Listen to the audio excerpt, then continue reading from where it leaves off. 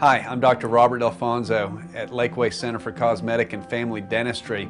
I'd like to talk a little bit about sedation dentistry.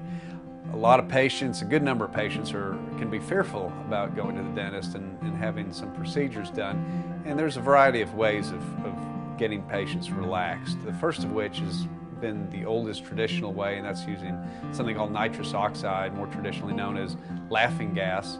And what that does is simply gives a patient a conscious sedation while we're doing the work.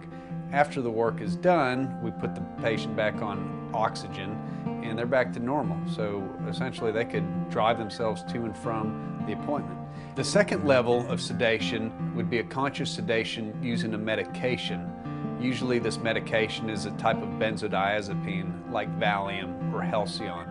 This medication is taken sometimes the night before to help patients get a good night's sleep, and then usually an hour prior to the appointment, and then a little bit more once they get to the appointment.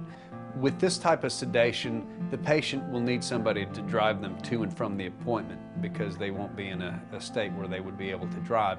But they are still in a conscious state so they can respond to different things that we need them to do, such as taking impressions or checking their bite after a restoration is placed. The most profound sedation method is an IV sedation. This is usually done by an anesthesiologist that will come to the office and use an IV to sedate the patient. Again, the patient will need someone to drive them to and from the office. This sedation method is reserved for very nervous patients or for large surgical cases where the patient isn't necessarily needed to respond to an impression that needs to be taken or checking the bite with a restoration that's being placed.